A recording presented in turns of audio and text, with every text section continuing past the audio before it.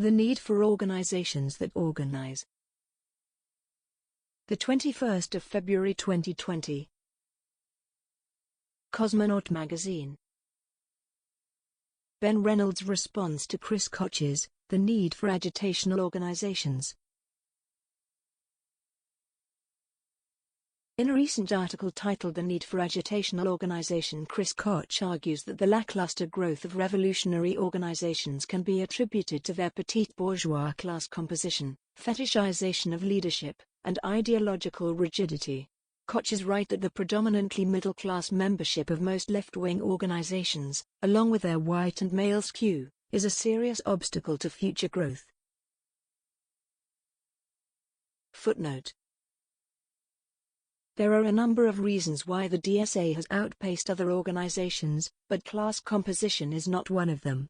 The overrepresentation of middle-class, white, and male elements is endemic to left-wing and radical organizations, including the DSA. It has succeeded for the following reasons: it is an open membership organization, it is a big tent that accommodates multiple ideological strains, it has developed links with important unions and other organizations, it was and is associated with the Sanders campaign, it is engaged in practical work, even if that work is uneven, and it has an articulated strategy that seems reasonable to its members and newcomers. End of footnote. However, today's fundamental barrier to positive change is not just an insufficient focus on agitation, but the lack of real knowledge of basic organizing techniques and effective campaign strategy. We have organizations that sell newspapers, call for demonstrations, conduct political education, create podcasts, and infight. We do not, on the main, have organizations that spend their time organizing. What actually is organizing?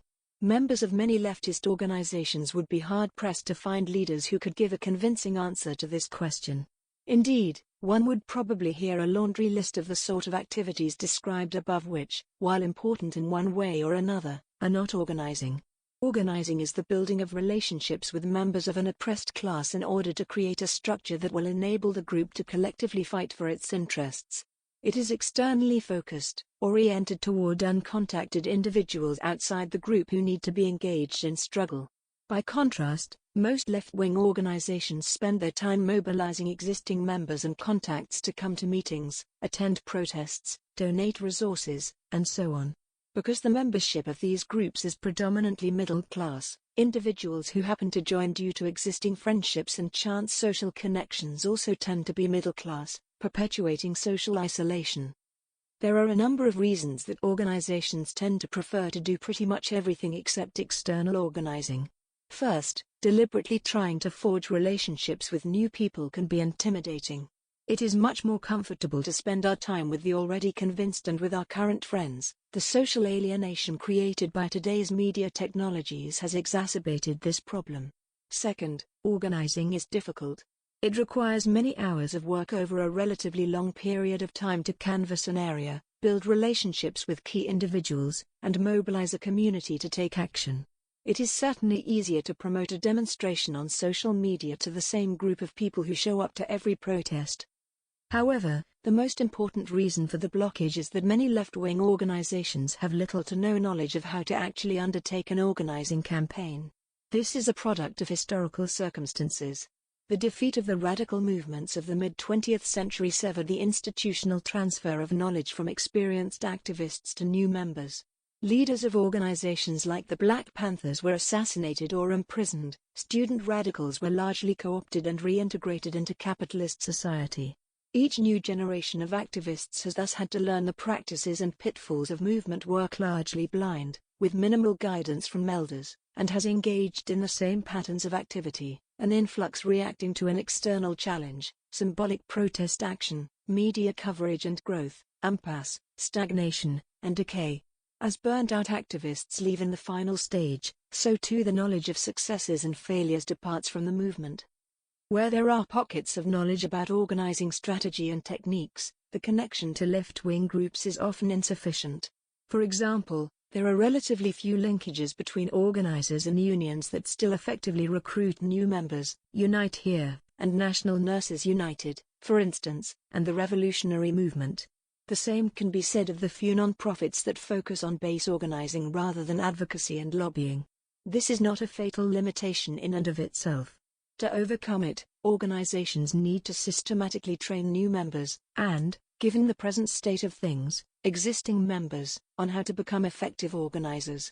They need to develop training programs, methods for experienced individuals to share skills, and processes of evaluation and self-criticism to allow effective techniques to spread. Most importantly, they must undertake campaigns that put these skills to use, allowing organizers to develop their abilities through practice while recruiting working-class leaders. While this is not the place for a manual on external organizing, it is still important that we have a basic understanding of what an effective organizing campaign looks like. A campaign begins by identifying a group of people who are being exploited by a shared enemy, a company, landlord, police agency, etc. The organizers must map and canvass the area to understand its social groups, points of agreement, and potential schisms. They must also identify points where the community can exert strategic leverage by inflicting meaningful costs, in dollars, on the adversary, as in a labor strike, rent strike, or blockade. Finally, the organizers need to identify the organic leaders within the community who can help move their social groups to take action when necessary. The organizers must develop relationships of trust with these leaders and other members of the community, listening to and understanding their problems and motivations. They must then use their understanding to help these individuals overcome their fear and decide to take action.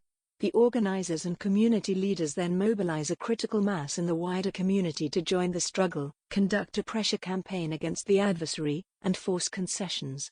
Through this process, trust between the organizers and community is created, the oppressed discover their strength, and effective working-class leaders are identified and tried by fire. In one such example, recent organizing by stomp-out slumlords in D.C. has led to rent strikes and the creation of a citywide tenant union. Koch correctly stressed the importance of credibility, which could be more simply stated as a problem of trust. Working-class communities do not even know that most left-wing organizations exist, but, if they did, they would still need to trust them to be willing to risk the real consequences of taking action. Agitation alone is not enough to create this trust. Standing on a soapbox and delivering stirring oratory is no substitute for the relationship building that has to take place before mass action is possible. Agitation, in this context, is more likely to happen over a beer or in someone's living room than at a major demonstration. It is the part of the process where an organizer helps someone overcome their fear with the dual motivations of hope and anger. Internal democracy, charismatic agitation, and ideological flexibility are all important, but they are mere window dressing if an organization has no mass base. The truths of revolutionary socialism will find no purchase if there is no one to listen to them. And, to be frank, the movement needs to spend much more time listening to the problems and demands of the working class, and a bit less time preaching its chosen truths. Workers like Alexander Shliapnikov joined the RSDLP and later Bolsheviks because they developed contacts with members who fought with them in their concrete struggles. Koch rightly emphasized that worker leaders like Shliapnikov were far more effective at convincing other workers to take action than socialist intellectuals. Workers in a UPS logistics center, for instance, are still far more likely to listen to their compatriots than some college student radical off the street. This is true of social groups in general. Imagine your reaction if a Democratic Party operative tried to advise your local leftist group on the actions it should take. Again, the only way to overcome the social barriers between insiders and outsiders is to undertake a concerted effort to build relationships with insiders, face to face. I believe we need an organization today that somewhat resembles the IWW of old, a big tent comprised of anarchists, communists, socialists, and other militants who unite first and foremost around practical organizing work aimed at engaging the oppressed in struggle and building the organized power of the working class. Unlike the old IWW, such an organization would also engage in campaigns beyond syndicalism, supporting the struggles of tenants, prisoners, the LGBTQ community, and so on. Whether existing organizations can adapt themselves to the task at hand, or whether such a new People's Alliance is required, remains to be seen. If the revolutionary movement does not root itself predominantly in the working class, it will fail, plain and simple. It is up to those of us who recognize this reality to sidestep the more irrelevant debates within the movement and take up the serious work of creating a movement that organizes,